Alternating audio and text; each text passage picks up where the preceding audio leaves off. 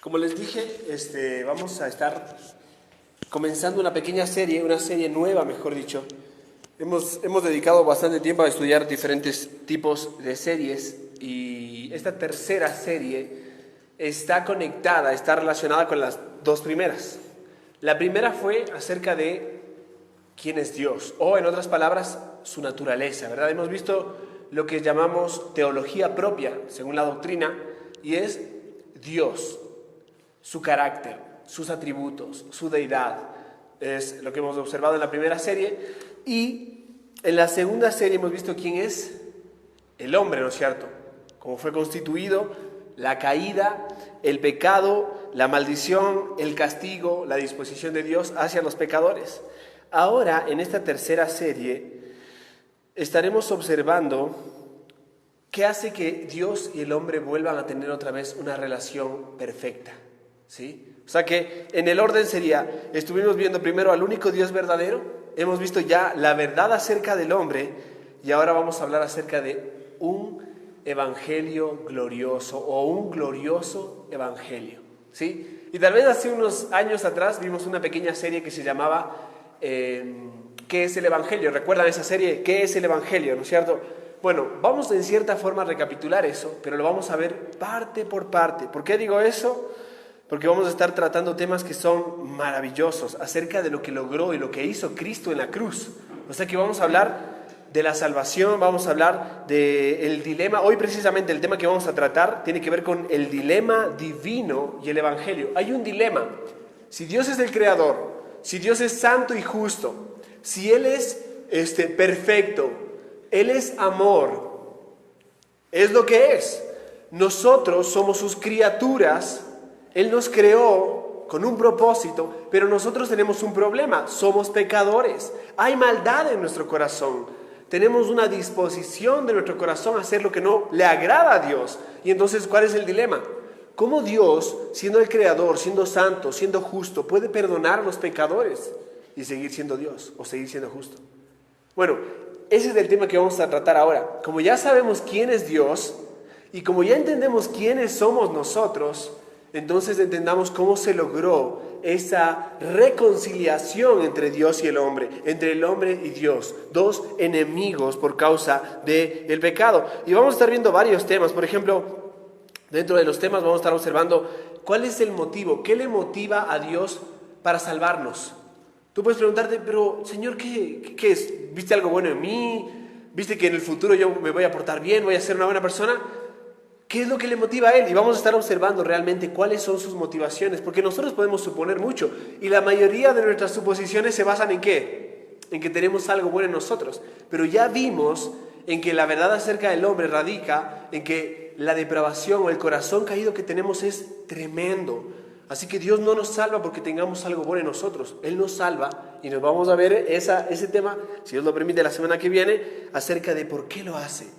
¿De dónde nace el hecho de salvarnos? El hecho de enviar a su Hijo. Y aquí vamos a estar observando el Hijo de Dios en la gloria, el Hijo de Dios haciéndose hombre. Vamos a observar a Cristo, cómo vivió Él una vida perfecta, cómo Cristo llevó nuestros pecados, cómo Él se hizo maldición. Todos estos van a ser cada uno de los temas que vamos a estar viendo en adelante. Que el Señor nos dé salud y nos permita compartir cada sábado aquí, porque vamos a estar aprendiendo quién es Cristo. Ya vemos quién es Dios, ya vimos quién es... Muy bien, el hombre. Ahora queremos ver quién es aquel Dios hombre que reconcilia a nosotros los pecadores con un Dios amoroso, justo y verdadero. Amén. Bueno, hoy arrancamos con esto, así que prepárense. Lo que sí les voy a desafiar a cada uno de ustedes es hacer lo que está haciendo, por ejemplo, un ejemplo, ¿no? Isaac, ¿cierto? Está por acá, Jiré. Algunos les veo con esfero, perfecto. Lápiz, esfero y una hoja. Y tomen nota. Tomen nota porque voy a desafiar a muchos de ustedes en medio de esta serie a hacer el bosquejo que tenemos dentro de la serie. O sea, hoy voy a darles un bosquejo. Si tú tomas nota de ese bosquejo y vas juntando tus bosquejos, al final de la serie va a haber un premio. Y no cualquier premio, ¿sí? Así que quiero ver quién es el que está más atento y más el jugo le saca a estos temas. Sin más, vamos a orar y vamos a empezar el tema de hoy, ¿sí? Oremos. Querido Dios y Padre, te damos las gracias, Señor, porque tu bondad y misericordia nos trajo de nuevo a este lugar. donde podemos reunirnos con libertad, con gozo, Señor, agradándote a ti, Señor, y haciendo lo que te agrada. Y sobre todo, Padre, compartiendo juntos tu palabra. Padre, gracias porque en esta tarde, a pesar de la lluvia, nosotros seguimos aquí porque queremos aprender y conocerte, Padre. A pesar de las dificultades que la semana o el día pudieron traer sobre nosotros, nuestro corazón se dispuso a estar aquí porque deseamos conocerte más, relacionarnos más contigo, Señor, disfrutar tu presencia, Padre, y ser asombrados por aquellas verdades que están en tu palabra. Y eso es lo que te pedimos hoy, Señor. Háblanos a través del Santo Libro y guíanos, mi Señor, a toda verdad. Te lo rogamos en el nombre de Cristo Jesús. Amén. Muy bien. ¿Listos los papeles? ¿Listos los esferos? ¿Listos los lápices? Vamos a arrancar. El tema de hoy se llama el dilema divino y el evangelio. El dilema divino y el evangelio. La palabra dilema es una lucha que tienes entre una y otra cosa, ¿no es cierto? Estoy en un dilema. Tú puedes decir en alguna circunstancia de tu vida, ¿no es cierto? Mamá, estoy en un dilema. Y tu mamá te va a decir, ¿cuál es tu dilema, no es cierto? Lo que pasa es que yo quiero ir a la iglesia el sábado. Ok, está bien, pero es que ese día va a llover. ¿No es cierto? Ahí está el dilema. Ahí está, yo no sé qué hacer. Entonces tu mamá te va a dar una serie de soluciones, ¿no es cierto? Voy a darte la respuesta a tu dilema, te va a decir, llévate un paraguas.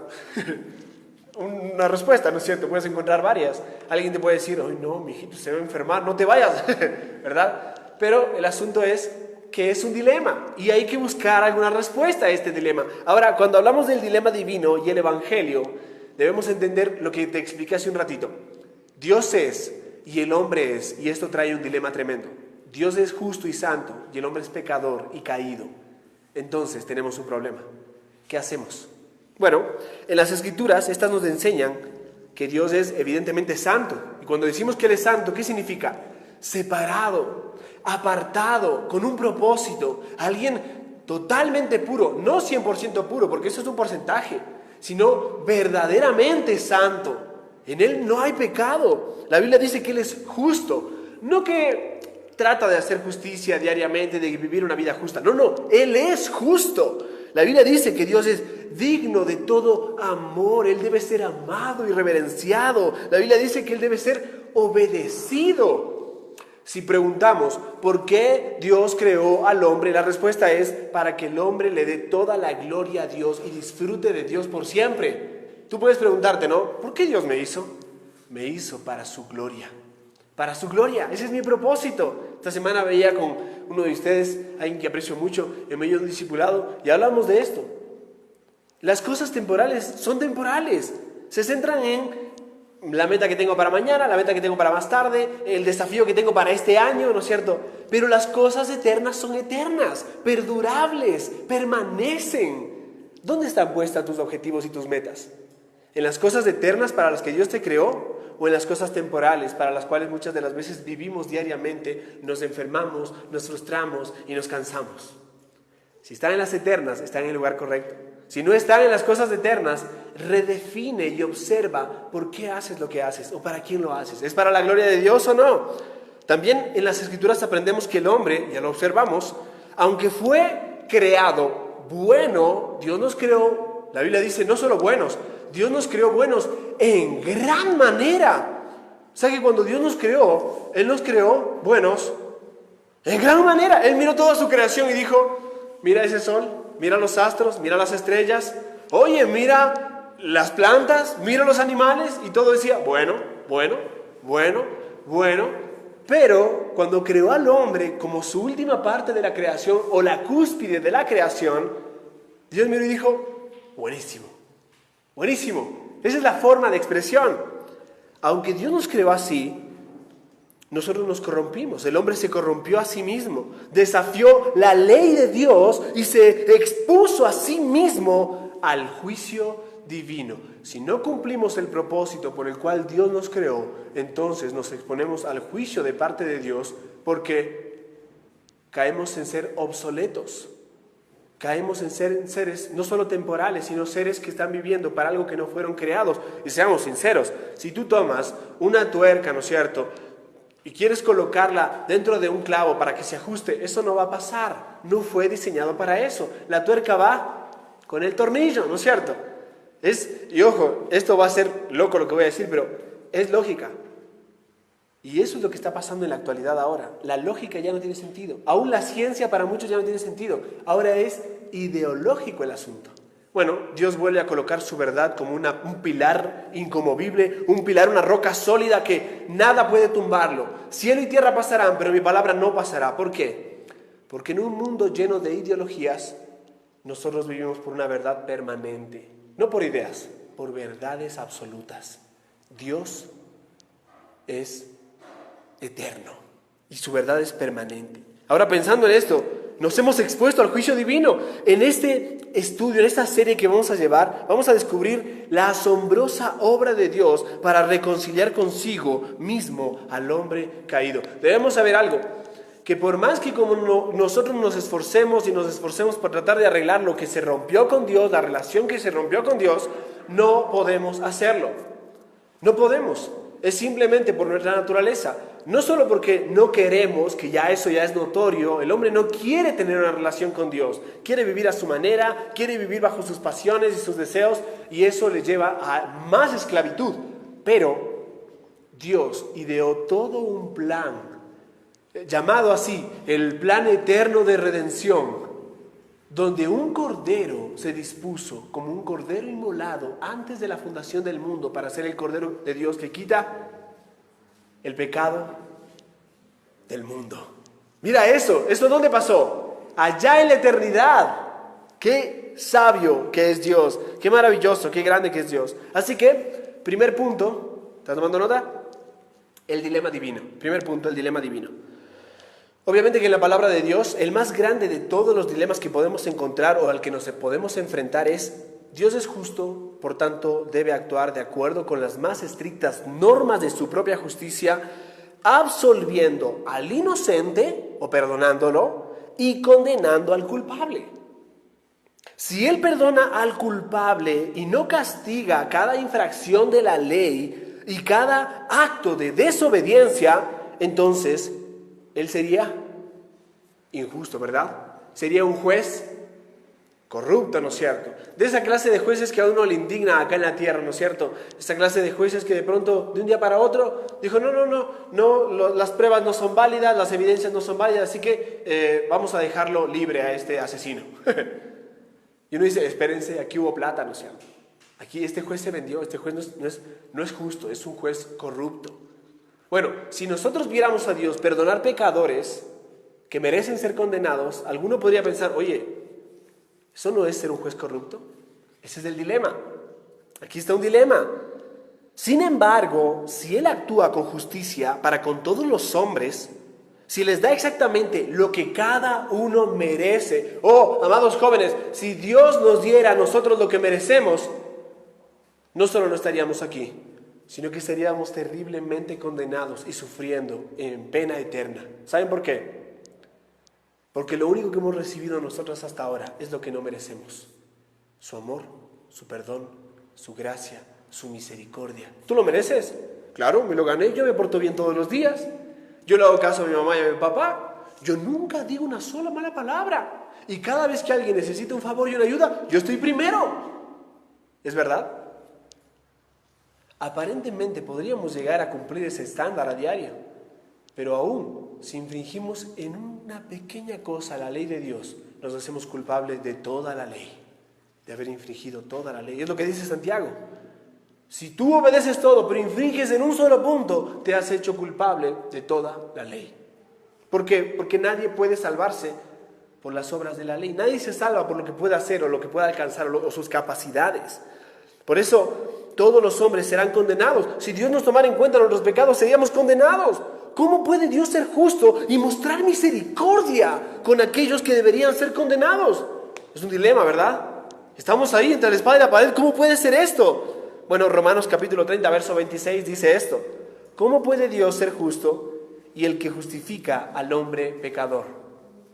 ¿Cómo puede Dios ser justo y el que justifica al hombre pecador? Esto nos lleva automáticamente al segundo punto. ¿Cuál es el segundo punto? ¿Por qué Dios no puede simplemente perdonar? Escucha bien eso. ¿Por qué Dios no puede simplemente perdonar? ¿Cómo qué? No, está bien, no pasa nada, te perdono. Así de simple. ¿Por qué Dios no hace eso? Alguien podría preguntar, ¿no es cierto? ¿Por qué Dios hace esto? Simplemente, perdonar ya está, ¿no es cierto? Ya está perdonado. Las Escrituras nos mandan a perdonar con libertad, ¿no es cierto? La Biblia dice en esta oración que debemos aprender y practicar en Mateo capítulo 6, ¿no es cierto? Dice, perdónanos nuestras deudas o perdona nuestras ofensas como nosotros perdonamos a los que nos ofenden. Eso es un mandato. La Biblia nos llama a perdonar al que nos ofendió. Hay un texto en Colosenses que dice, perdonaos los unos a los otros. Si ya nos llama a esto, ¿por qué sería malo que Dios hiciera lo mismo? Bueno, la respuesta a esta pregunta tiene 3 partes. Así que dentro de este punto, ¿cómo se llama el punto? Muy bien, ¿por qué Dios no puede simplemente perdonar? El primer punto sería, dentro del subpunto, ¿no es cierto? Ahí está. Dios no es como nosotros. Ponga ahí, dentro de ese primer punto, un guión, Dios no es como nosotros. ¿Por qué? Él es de un valor infinitamente mayor de todo lo que su creación puede llegar a alcanzar combinado. O sea, su creación completa no vale más de lo que Dios vale. Él es infinitamente valioso. Por lo tanto, no solo es correcto, sino también necesario para Él buscar su propia gloria y defenderla. Debido a que Él es hasta la más pequeña forma de rebelión, debido a lo que Él es santo, justo, hasta la más pequeña forma de rebelión es una ofensa terrible, una ofensa grandísima a su propia persona. Por eso, cuando tú pecas, cuando tú actúas mal, cuando tú te dejas llevar por tu corazón necio, ¿sabes contra quién pecas? Contra Dios. Mira, David, el rey David, había pecado contra Betsabé, contra Urías, recuerdan, ¿no es cierto? El esposo de Betsabé, contra el pueblo de Israel. Ya no estamos hablando de 2 personas, no estamos hablando ni siquiera de 3, estamos hablando ya cientos de miles. Pero David ora en el Salmo 51 y dice, contra ti solo he pecado y he hecho lo malo delante de tus ojos. ¿Contra quién pecamos? Por una pequeña rebelión contra Dios. Todo pecado es una infracción que va en contra de la ley de Dios. Y entonces Dios no es como nosotros en ese sentido. En ese sentido, la traición, una pequeña ofensa es como si fuera un crimen de la más alta traición y digno de la más estricta censura y castigo. Que Él aceptara que cualquier ofensa quedara sin castigo sería una injusticia por 2 razones importantes. La primera es que actuaría de manera injusta contra su propia persona, negándose la gloria que le corresponde como Dios. Y Dios no puede actuar en contra de sí mismo. Hay cosas que Dios no puede hacer, ¿verdad? Pero si la Biblia dice que es Dios todopoderoso, sí, pero dentro de su carácter y atributos. ¿Qué no puede hacer Él? Pecar. ¿Qué no puede hacer Él? Faltar a sus promesas. Él no puede negarse a sí mismo. Si nosotros fuéramos infieles, Él permanece fiel. No es como nosotros que decimos, sí, yo ahí voy a estar ahí, justo a esa hora, yo estaré ahí. Y llego 5 minutos después. No cumplí mi palabra, ¿no es cierto? Pero son 5 minutos, sí. Pero pueden haber diferentes tipos de promesas que hagamos. Dios no puede ir en contra de su propia voluntad. Y la segunda razón es que Él sería injusto con su propia creación, permitiéndole negar la misma razón de su existencia. ¿Cuál es el propósito de toda la creación? La gloria de Dios. Y si Dios no actúa de esta manera, Él está permitiéndole a su creación hacer algo que va en contra del propósito por el cual fue creado, la gloria de Dios. Dicho esto corre de cabeza hacia la insignificancia, sin propósito, sin valor. Pero si esto es muy difícil de aceptar, evidentemente no para el ser humano moderno, es solo porque tiene una visión muy baja de Dios. Muchas personas podrían decir, sí, pero ya, Dios es uno más entre todos nosotros. No, Dios es Él por sobre todos nosotros. Por sobre todos nosotros. Él tiene un infinito valor. Ahora, bueno, esa es la primera razón. ¿Cuál es la primera razón? Dios no es como nosotros. La segunda razón es un poquito más larga, pero es Dios no puede simplemente perdonar el pecado del hombre y ya, porque no hay contradicciones en su propio carácter. Aunque ya lo vimos un poquito, permíteme expandir esta idea. Dios no puede simplemente perdonar el pecado de todos los hombres y ya, porque no hay contradicciones en su carácter. O sea, que Dios no puede contradecirse. Esto es que las Escrituras enseñan que Dios es perfecto. Y si es perfecto, no hay contradicciones en Él. Él no dice sí, sí, y después dice no. ¿Sabes qué? No, mejor no. Él no dice vamos y después dice no, mejor no vamos. No. Debido a esto, Él siempre actúa de forma perfecta, consistente con todo lo que Él es. Él no exalta un atributo a costa de otro, ni negará un aspecto de su carácter para manifestar otro. Él es amoroso, compasivo y sufrido. Sin embargo, también es santo, recto y justo en todas sus obras y juicios. Dios no es más amor que justo. Él es amor y Él es justo. ¿Notan? No hay esto en Él. No hay sombra de variación. Mira, por ejemplo, yo aquí, esta luz nos permite tener diferentes tipos de sombra. Solo acá nomás tengo 2 tipos de sombra y acá tengo otra. Y tú puedes ver ahí en la pared y puedes ver varias sombras, ¿no? Bueno, esto significa que nosotros podemos cambiar nuestra posición y nuestra postura, pero también podemos cambiar a la luz del movimiento de las cosas. Dios no.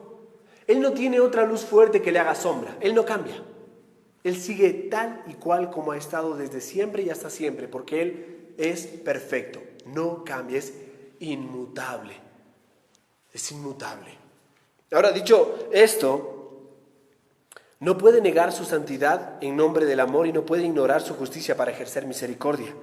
Muchos evangelistas, escuchen esto, bien intencionados, han enseñado erróneamente que en lugar de ser justo con el hombre pecador, Dios ha determinado ser amoroso. Eso simplemente hace esto con todo lo que hizo Cristo en la cruz. Porque Dios fue justo con el hombre pecador. Solo que el hombre pecador que yo soy fue tomado a cargo de Cristo en aquella cruz. Entonces, sí, Dios fue justo con el hombre pecador que yo soy en Cristo. Y conmigo, que merecía condenación, me otorgó su amor y misericordia. Ahora, pensando en esto, esta declaración revela una ignorancia de los atributos de Dios. La maravilla del Evangelio no es que Dios haya elegido el amor en lugar de la justicia, sino que Él fue capaz de permanecer justo al otorgar perdón en amor. Por eso dice el proverbio, en la cruz, la justicia y la verdad se besaron. O sea, en la cruz sucedieron cosas que de otra forma jamás hubiesen podido suceder. En la cruz nosotros encontramos esperanza para nosotros. Esto me lleva a la tercera razón. ¿Cuál es la tercera razón? Dios es juez de toda la tierra. Pon allí, tercer punto del primer punto. Dios es juez, ¿de dónde? De toda la tierra. Y vamos a suponer, ¿no es cierto? Supongamos acá que sucedió, ¿no es cierto? Que vamos a poner un ejemplo, ¿no? No voy a poner nombres. Pepito, ya está. Que Pepito cometió una infracción. Y entonces a Pepito se lo tiene que procesar, ¿no es cierto? Pepito sucede que es un joven, ¿no es cierto? Adolescente que no cumple la mayoría de edad, pero se le debe procesar porque cometió una infracción. ¿Ustedes sabían que hay algunos estados en Estados Unidos que por la causa del delito cometido se les procesa a ciertos niños y adolescentes como si fueran adultos?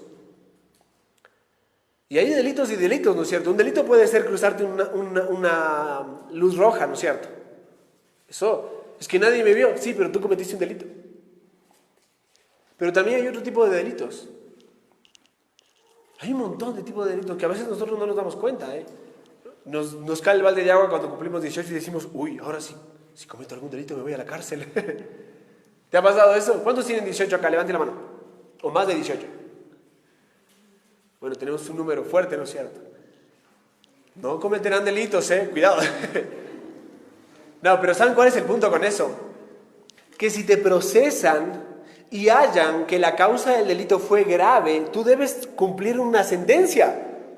Y el juez puede dar un veredicto y tú tienes que ir a la cárcel. Y eso es terrible, ¿verdad? Y uno puede ver la tele y decir qué tremendo lo que está pasando en esta semana. Es indignante, realmente no hay palabras para describir lo que sucedió en esa cárcel, en estas cárceles aquí en Ecuador. Pero uno puede tomar ejemplo de eso y decir, mira dónde te puedes llevar. No, yo no vi nada de esas cosas que están pasando ahí en Facebook y no le recomiendo a nadie, pero solo el hecho de enterarme de la noticia es indignante. Es indignante. Mal, terriblemente mal.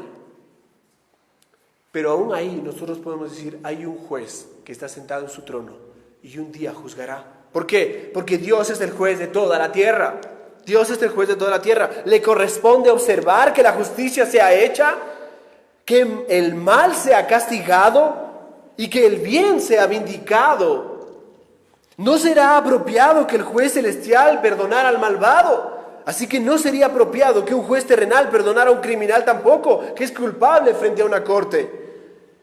¿No es la queja frecuente de muchos de nuestro sistema judicial y corrupto? ¿Cómo puede ser que perdonen a este delincuente y a este otro delincuente? ¿Cómo puede ser posible? Y nos indignamos, ¿no es cierto? Y nos molestamos. Y a veces le echamos la culpa a Dios. Si Dios está allá arriba, ¿cómo puede ser posible que suceda esto en la tierra? Lo que pasa es que ese Dios nunca ha dejado de estar allá arriba y ha dejado de estar al control de todas las cosas. Pero nuestro necio corazón simplemente evidencia que vivimos en un mundo caído, lleno de personas caídas, con corazones llenos de pecado, y que nosotros no somos distintos. Porque así como una pequeña mentirita, por más chiquita que sea, que nadie se dio cuenta y que tú lograste sostener un día, 2 días, 1 año, 2 años, a la luz sale a su debido tiempo. Y Dios sigue siendo el juez del universo. A mí me encanta pensar en esto, ¿no? ¿Cuántas veces pienso que me salí con la mía, que lo logré, que nadie me vio, que ya está? Para simplemente al final de cuentas, con frustración en el corazón, con dolor, decir, el único que engañé fue a mí mismo. Porque Dios lo sabe todo. Porque Dios lo conoce todo. Porque a Dios no se le escapa nada. Él mira lo más profundo del corazón. Tú puedes estar pensando ahora y Él sabe lo que estás pensando. Ojo, nada se le escapa. Los ojos de Jehová están en todo lugar, mirando a los buenos y a los malos, dice el proverbio. Y sobre todo me encanta el texto de Hebreos capítulo 4, verso 13, porque todas las cosas están desnudas y abiertas ante los ojos de aquel a quien tenemos que dar cuentas. Y tú puedes decir, bueno, aquí están las cuentas, sí, esto es lo que se ve, esto es lo que yo puedo ver. Pero lo que Dios ve va más allá, porque Dios mira el corazón. Él es el juez de toda la tierra. ¿No nos molesta cuando los criminales convictos son perdonados? ¿Debería esperar menos justicia de Dios de la que esperamos de nuestros propios jueces? Es una verdad bien fundamentada que sin la aplicación de la justicia, todas las naciones, todos los pueblos y culturas correrían de cabeza hacia la anarquía y autodestrucción. Hay sistemas de justicia. No todos son buenos. Un sistema de justicia clásico es el de la casa. Si obedeces, estamos todos bien. Pero si tú desobedeces y haces algo que va en contra de las normas en casa, ¿qué hay? Castigo, ¿cierto? Sin teléfono, no hay internet, que son los que más duelen ahora, ¿no es cierto? Ya, apágame la tele, no pasa nada. Pero con mi teléfono tengo todo lo que tengo. Pero hay castigos. Hay castigos, ¿no es cierto? Y que el botón se aplaste en el router es como que... ¡ay! Doloroso, ¿verdad? Pero es que tengo que hacer tareas, mamá. Sí, pero no estás haciendo tareas. Estás haciendo cosas que no deberías. Castigado. ¡No! Hay sistemas de justicia. Tal vez no sean perfectos, pero de alguna manera manifiestan y evidencian que hay un juez justo por sobre todos. Si Dios ignorara su propia rectitud, si Él otorgara perdón sin satisfacer la justicia, y si no hubiera un juicio final de la maldad, la creación no podría soportarlo. Así que tenemos un juez justo. Y esto sigue simplemente ¿qué? Acrecentando el tremendo dilema, ¿no es cierto? Entonces vamos ahora a nuestro tercer punto principal. ¿Ya pasamos el primero? ¿Cuál era? Pero fuerte que... ¿Cuál era? ¿Perdón? Perfecto. ¿El segundo? Muy bien. Y entonces escribe este tercero. El dilema presentado en la palabra de Dios. El dilema presentado en la palabra de Dios. Vamos a avanzar aquí. Aquí vamos a ver varios textos, así que toma tu Biblia y de aquí para allá. Posiblemente la pregunta más grande que todas las escrituras presenten es ¿cómo puede Dios ser justo y aún así mostrar justicia con aquellos que deben ser condenados? ¿Cómo puede ser justo y el que justifica al hombre pecador. Así que en el siguiente texto, este dilema aparece con mucha claridad. Y voy a pedirte que pongas tu dedo entre dos textos, Éxodo 23:7 y Romanos 4:5. ¿Sí? Pon tu dedo ahí entre dos textos. Éxodo 23:7, ¿tienes tu Biblia allí? Busca Éxodo 23:7 y Romanos. Si estás en tu Biblia vas a poner tu dedito para marcar entre los dos, así puedes leer Romanos también. Romanos capítulo 4, verso 5. Si no estás en tu Biblia, duplica la pantalla del teléfono en la versión de YouVersion y puedes tener los dos textos abiertos. Así pues tienes todo abierto, ¿no? ¿Listo?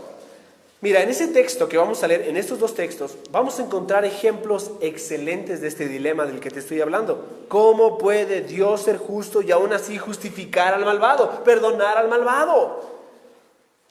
Éxodo 23:7 dice así: de palabra, de mentira te alejarás y no matarás al inocente y justo, porque yo no justificaré al impío. Una sola frase nos dice lo que Dios hace, ¿no? ¿Qué hace Dios? Dios no justifica al impío. O sea que Él no dice, no, dejen, pasen por alto eso, no pasa nada. No. Aquí se cometió un delito y se debe procesar, ¿verdad? Ahora lee Romanos capítulo 4, verso 5. No te separes del un texto del otro, tenlo ahí abierto. Romanos capítulo 4, verso 5 dice: mas el que no obra, sino cree en aquel que justifica al impío, su fe le es contada por justicia. ¿Qué declara Dios acerca de sí mismo en Éxodo 23:7? Yo no justificaré al impío. ¿Notas eso? Está hablando en primera persona. La palabra justificaré significa, obviamente, justificar, vindicar o declarar recto. Dios no va a decir, ok, este delincuente terrible es justo, que siga nomás, que esté en libertad. Él no va a justificar a un impío. Ahora, otra pregunta: ¿cómo comunica esta profecía que el Mesías sería más que un hombre, que sería el Dios eterno? Aquel texto que acabamos de leer en Romanos.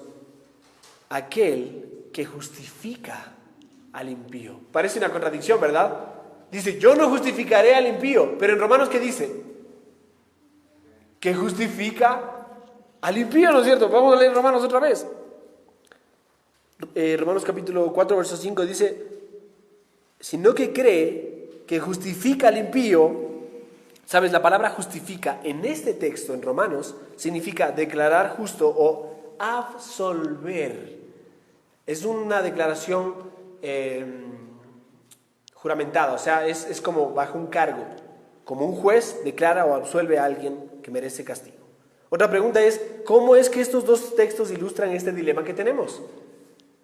Dios no justificará al impío, pero Dios puede justificar al impío. ¿Sabes? Éxodo 23:7 afirma claramente que Dios no va a absolver al culpable, sino que actuará con perfecta justicia hacia Dios, hacia sí mismo, mejor dicho. Sin embargo, Romanos capítulo 4, verso 5 declara que las Escrituras dicen enérgicamente que la gran esperanza de cada creyente es que Dios justifique al impío. Por eso dice, el que no obra. ¿Qué significa eso? Hoy me levanto, me voy a portar bien, voy a ser una buena persona. Diosito, quiero agradarte, quiero ganarme la salvación.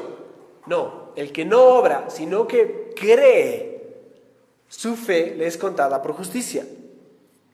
Romanos capítulo 4, verso 5 nos dice esto.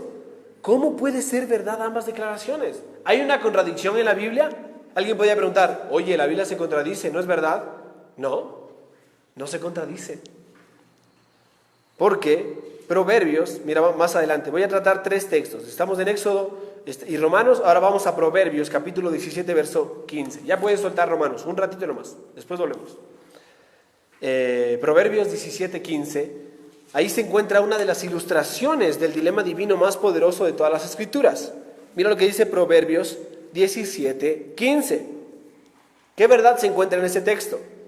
Dice, el que justifica al impío es una abominación a Jehová. Abominación a Jehová. La palabra abominación denomina algo que es asqueroso, repugnante. Justamente ayer tuve que tomar un jarabe que es muy bueno, pero sabe horrible. Esa clase de jarabes que tú dices no quiero que lo huelas porque te va a tumbar. Es asqueroso, es repugnante, así tengo que llamar ese jarabe, pero es buenísimo. Así que lo necesito tomar. Esa clase de jarabes que te hacen contraer la fealdad porque huele feo y hueles feo después de tomarlo. Entonces, así de asqueroso, ¿no? Después te hago leerlo para que sepas a qué me refiero. ¿Qué significa esto? ¿Sabes? Es una de las palabras en la Biblia, es una de las palabras más fuertes en la escritura hebrea. Esta palabra abominación es una palabra que se emplea para describir lo que los padres hacían cuando llevaban a sus hijos recién nacidos como sacrificios al dios Moloch y los echaban al fuego. ¿Qué es eso? Una abominación. ¿Notas? Describe algo terrible. Ahora, ¿cómo es que esta verdad revelada en este texto y la verdad que Dios justifica al impío ilustran este dilema? Bueno, habíamos dicho antes que el dilema divino es otra expresión de la palabra del apóstol Pablo. ¿Cómo Dios puede ser justo y el que justifica al malvado? Aquí está el dilema declarado de otra forma. ¿Cómo puede Dios justificar al malvado de manera que no sea abominable o detestable a su santo y justo carácter? Es una descripción un poquito más adecuada. ¿El dilema cuál es? ¿Cómo puede hacerlo Dios? No hay una contradicción en la Biblia, sino que hay que resolver un dilema. Esto me lleva a otro verso que ya revisamos en Éxodo 34:7, y allí se encuentra este ejemplo también muy claro, muy descrito. Aquí Dios hace dos declaraciones aparentemente contradictorias que ilustran poderosamente el dilema. Éxodo 34:7. No, estábamos en el 24, ahora vamos al 34. No es el mismo texto. ¿Tienes tu Biblia abierta? Perfecto. Mira lo que dice Éxodo 34:7. Pero vamos a hacer algo, una tarea, ¿sí? Yo voy a contar hasta 3 y cada uno con sus ojos en su Biblia va a leerlo así al unísono, como si fuera un coro de ángeles, ¿ya? ¿Listos? Éxodo 34, ¿cuánto? Perfecto, ¿listos? 1, 2, 3.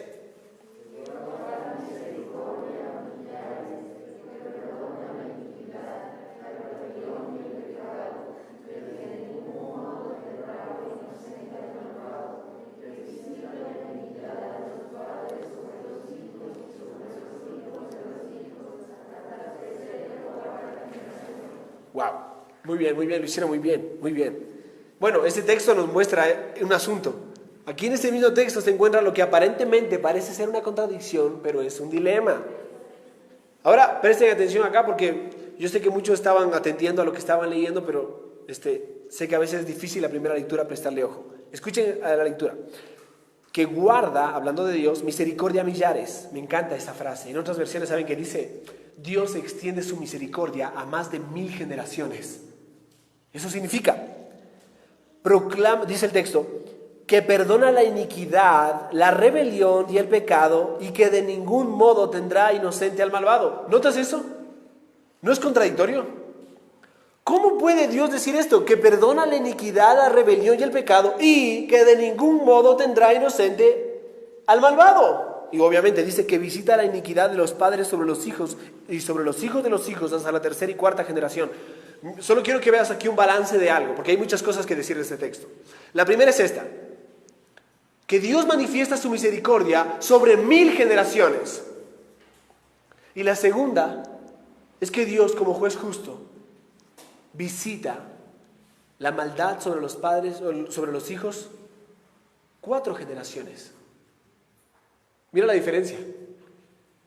No estamos hablando de que la misericordia de Dios sea más que su justicia, pero hablamos de que lo que logró Cristo en aquella cruz es sumamente grande. Y todavía no he tocado el tema de la cruz, pero mira, Dios hace 2 declaraciones en este texto, aparentemente contradictorias, que ilustran poderosamente este dilema. Dios perdona, la primera declaración es, Dios perdona la iniquidad, el pecado, ¿no es cierto?, la rebelión. Y la segunda declaración es que Dios de ningún modo tendrá por inocente al malvado. ¿Cómo pueden ser ambas declaraciones verdad? ¿Cómo pueden estar aún en una misma oración? La misma escritura que promete perdón para toda clase de pecado advierte que Dios no perdonará al culpable o le dejará sin castigo. Esto me lleva automáticamente al mismo texto que mencionamos en Romanos. Ábrelo, Romanos capítulo 4, pero vamos a leer un poquito más de lo que Romanos dice. Romanos capítulo 4, ¿estás allí? Rapidísimo, vamos para allá. Romanos capítulo 4. Consideremos este pasaje y es maravilloso. Quiero que sepas que es uno de los pasajes, alguien dijo de ese texto, es uno de los puntos más altos en el Nuevo Testamento.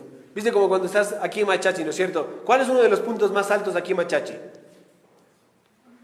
El corazón, dice alguien por ahí. Muy bien. ¿Cuál otro puede ser un punto alto? Pero hablen duro. Puntos altos, ¿no es cierto? Donde puedes ver todos de arriba. ¿Cuál? El Pedregal, muy bien, desde allá se ven un poquito más las cosas, se ven más pequeñas las cosas, ¿no? Sí, son puntos altos. Bueno, alguien dijo que este texto es uno de los puntos más altos en el Nuevo Testamento. Mira, Romanos capítulo 4, versos 7 y 8. Vamos a considerar este texto. Y lo que me llama la atención es que el apóstol Pablo, en Romanos capítulo 7 y 8, capítulo 4, versos 7 y 8, capítulo 4, versos 7 y 8, él cita Salmos 32, verso 1 y 2. Ahora, de acuerdo con ese texto que está en Romanos, vamos a leerlo. Yo te pregunto, y quiero que observes en la lectura, ¿cuáles son las 3 características del hombre que es bienaventurado delante de Dios? Es una pregunta. ¿Cuáles son las 3 características del hombre que es bienaventurado delante de Dios? ¿Listas? Vamos a leer. Diciendo, Romanos 4, 7, bienaventurado aquellos cuyas iniquidades son perdonadas y cuyos pecados son cubiertos. Bienaventurado el varón a quien el Señor no inculpa de pecado. 3 características. 3 características del hombre que es bienaventurado delante de Dios. La primera, ¿cuál es? Perdonadas sus iniquidades. Muy bien, sus iniquidades son perdonadas. La segunda, sus pecados han sido cubiertos. Y la tercera, el Señor no lo inculpa de pecado. Mira, esas características son tremendas. Bienaventurado, gozoso, dichoso. ¿No sabes? Permíteme hacer un entendimiento de esto. Quiero que levantes tu mano. ¿Alguna vez has sentido o has tenido un profundo sentimiento de culpa? Y digo profundo sentimiento de culpa cuando te cachan en algo que no tenían que cacharte y tú dices, se acabó, hasta aquí llegué. Ponen las manos ahí, ¿no es cierto? Lléveme. Levanta tu mano, levanta bien alto, así, como que sí, a mí me pasó eso, a mí me pasó, yo levanto las dos porque a mí me ha pasado varias veces, no solo una vez. Esa clase de cosas que en la adolescencia o la juventud estás en casa y ¡pam! Te cachan, ¿no es cierto? Y uno dice, ¡ay no! Trágame tierra, ¿no es cierto? Se acabó mi vida. Ahora, en ese profundo sentimiento de culpa, ¿te ha pasado? A mí me ha pasado que en lugar de darte el castigo que merecías, te otorgan misericordia y te extienden perdón. ¿Te ha pasado? Que en lugar de... Yo me acuerdo una vez haber cometido algo, haber hecho algo que era muy malo, muy malo. Yo no lo vi tan mal, obviamente estaba cegado por mi pecado. Tenía 12 años y hice algo que no debía. Tanto que influencié a otros amigos que no eran cristianos a hacer algo que no debían. Y estaba hinchado porque hice lo que yo quería. Pero tan pronto comenzaron a suceder las consecuencias de haber hecho algo no debido, entró la preocupación y el profundo sentimiento de culpa. Porque cuando yo creí que salí con la mía y que hice lo que yo quería, las consecuencias fueron terribles. Casi que peligra la vida de uno de mis amigos. Y entonces, el día en que venía el juez justo, ¿no es cierto? ¿Quién en este caso? Mi padre. Me sentó en la cama, él se sentó al lado mío y yo estaba listo. Simplemente decía, trae el hacha, córtame el cuello, ya, no, simplemente haz lo que tienes que hacer. Él se sentó al lado mío y me dijo, eso no se hace, eso no es correcto. A Dios no le agrada. Estas palabras, a Dios no le agrada. Me punzaron acá. Y se sentó al lado y me dijo, nunca más lo vuelvas a hacer. Porque a mí no me importa que me llamen lo que quieran llamarme. Lo que a mí me interesa es que el nombre de Dios nunca sea blasfemado. Años después yo le dije a mi padre, hubiese preferido que tomes la vara y que me dejes inconsciente allí a que me digas eso. Pero te doy mil gracias por lo que me dijiste. Porque aunque yo tuve un profundo peso de culpa, tuviste mucha gracia y me liberaste de ese peso de culpa, mostrándome que hay un Dios misericordioso que perdona. Ahora, no solo quiero que sientas lo que estoy sintiendo, lo que me pasó en ese momento, sino que lo apliques a diferentes momentos y cosas que te han pasado a ti también. ¿Te ha pasado eso? Normalmente no somos lo suficientemente conscientes como para acercarnos y decir, mamá, perdón, hice esto. O papá, perdón, hice esto. No debía hacerlo. Tú me dijiste que no lo haga. Y te pido que me perdones. Ahora, en Cristo nosotros podemos acercarnos con libertad a Dios y decirle, Señor, perdóname, con profundo peso de conciencia y de culpa, porque Dios quita la culpa. Una de las cosas más difíciles para nosotros es que se nos quite la culpa. Hasta ahora tengo en la mente, una vez de haber hecho una travesura, que no se me quita la culpa. Obviamente, en la parte emocional. Pero yo sé que Dios ya no me acusa de eso y que yo ya no soy culpable de eso. Porque Dios quita la culpa y limpia el pecado. Ahora, bueno, bienaventurados somos, porque Dios nos ha tenido así. ¿Cómo puede un Dios justo perdonar las obras de un hombre que va en contra de su propia ley? ¿Cómo puede perdonar sus pecados? ¿Cómo puede no tomarle en cuenta esos pecados? Bueno, en cuarto lugar y concluyendo, la respuesta a este dilema. Y quiero que sepas que la respuesta a este dilema no solo satisface el pecado como tal, sino que cada uno de los pecados que nosotros cometimos son satisfechos allí. Cada uno. De tal forma que tú no necesites estar construyendo allí castillos de arena tapando las cosas para que nadie vea, ¿no es cierto? Estoy tapando aquí para que nadie vea, ¿no es cierto?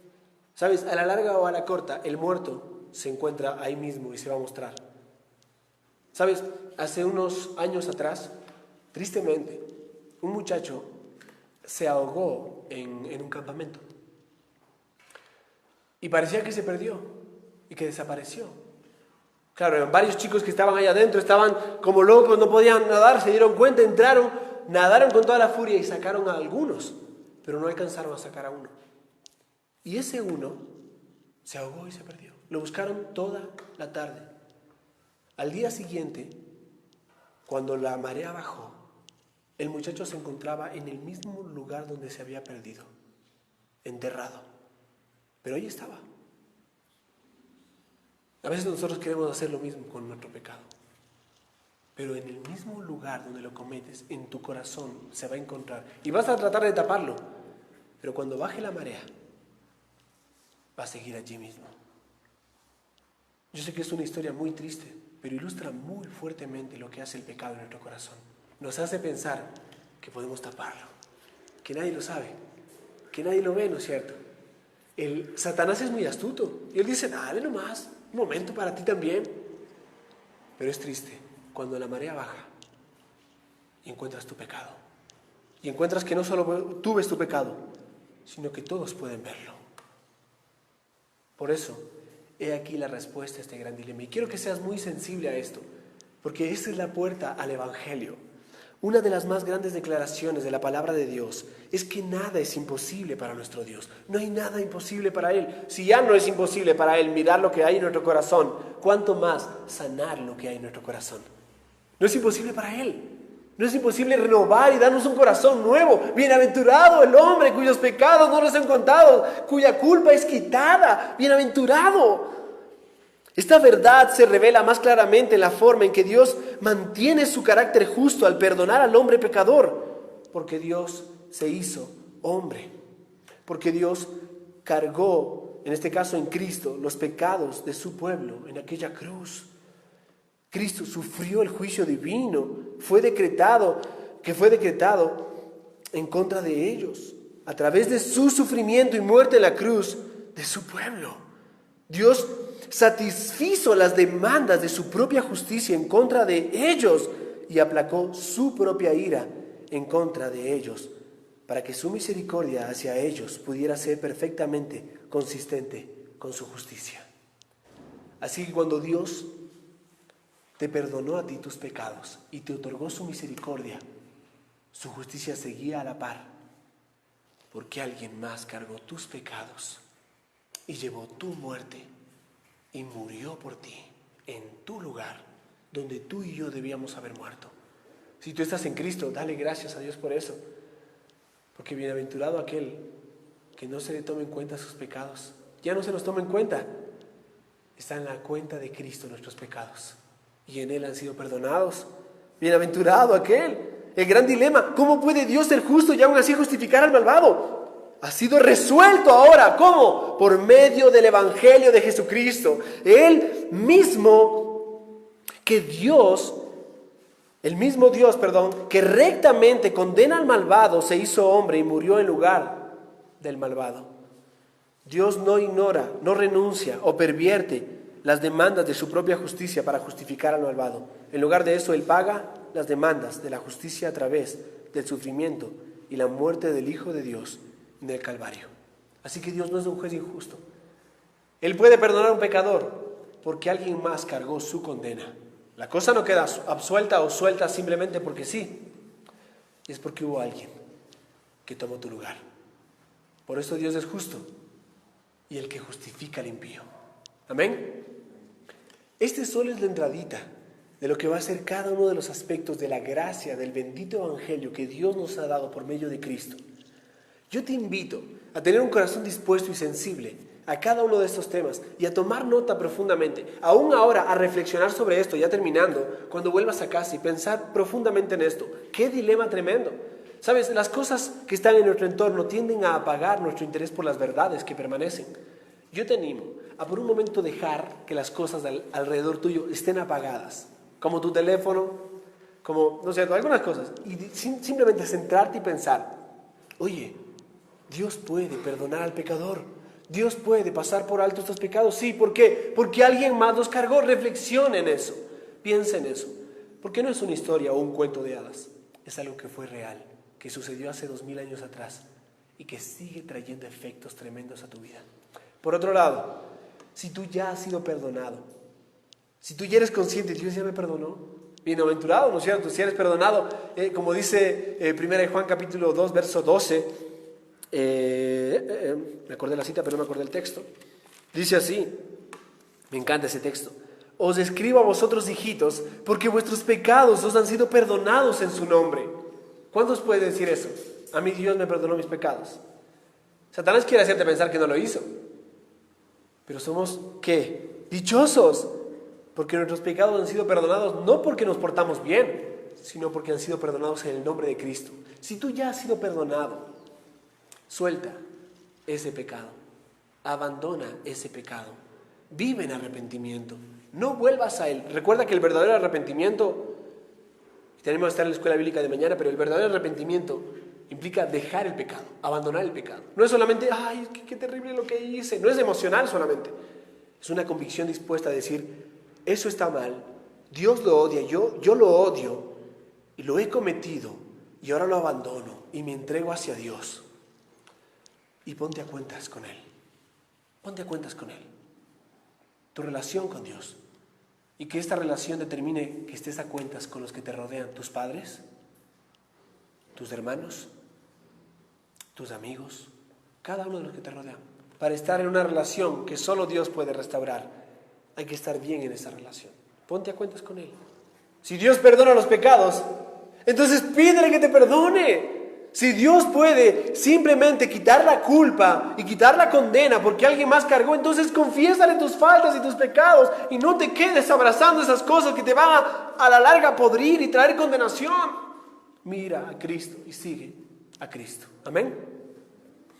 Oremos, queridos jóvenes. Padre, te damos gracias por darnos una probadita, Señor, de lo que es este bendito Evangelio, Señor.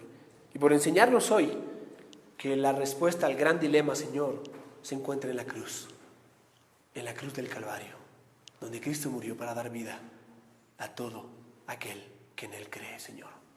Gracias por el perdón que otorgas por medio de esta maravillosa obra. En el nombre de Cristo Jesús. Amén y amén.